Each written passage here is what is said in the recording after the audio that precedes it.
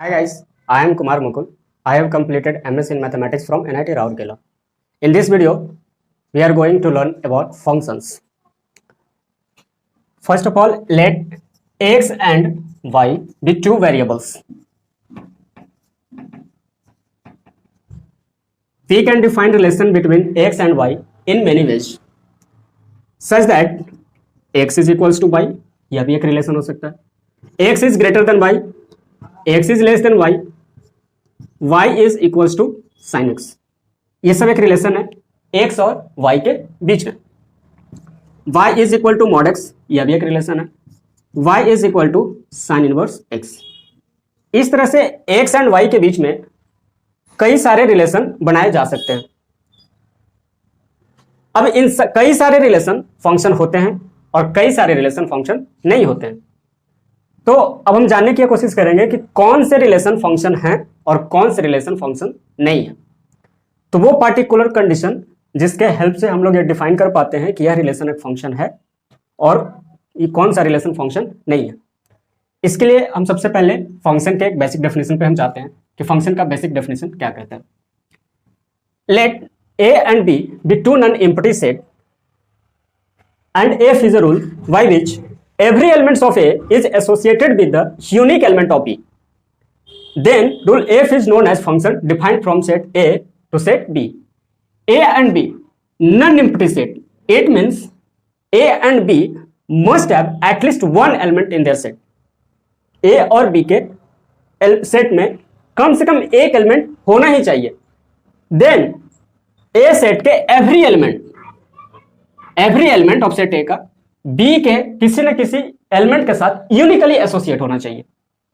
अगर ऐसा होता है तब कहेंगे कि एफ जो रूल है वो एक फंक्शन डिफाइन करता है फ्रॉम सेट ए से सेट बी में.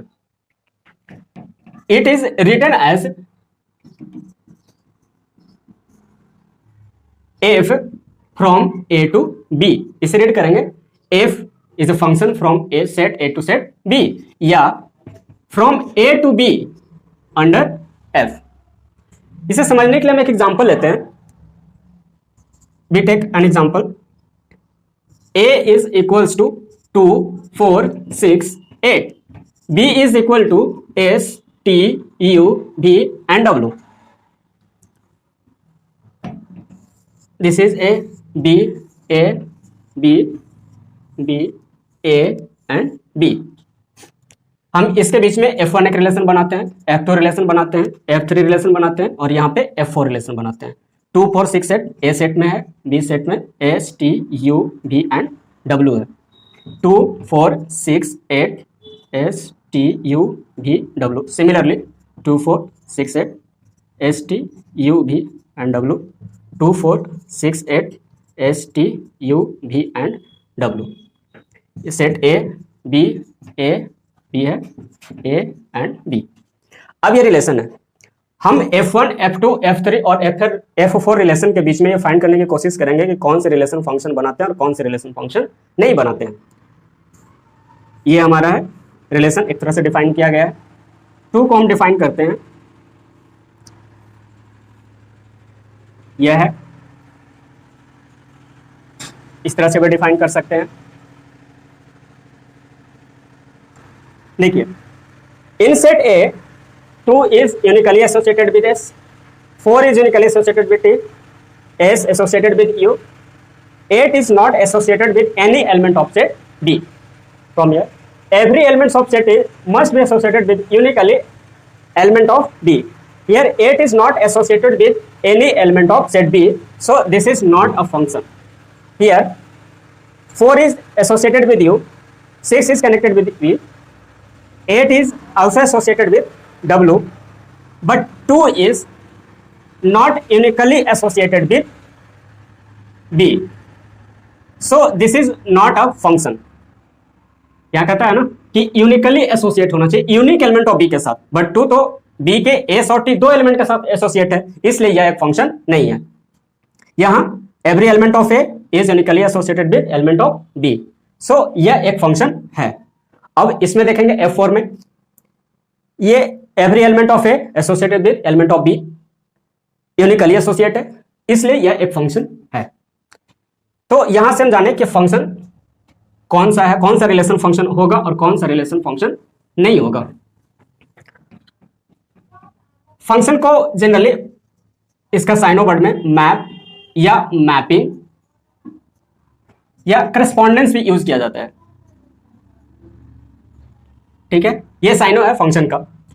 यूजुअली हम लोग एफ जी एच से डिनोट करते हैं फंक्शन को, एफ जी एच के यूज करके हम लोग इसे डिनोट करते हैं। कहीं से अगर फंक्शन डिनोट करना हो तो हम लेट करते हैं कि एफ इज अ फंक्शन है from A to B, then f is a function defined from set A to B, then A is called domain and B is called codomain.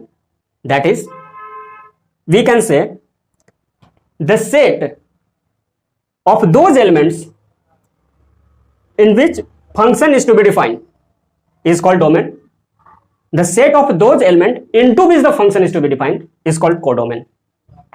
This is domain and this is codomain.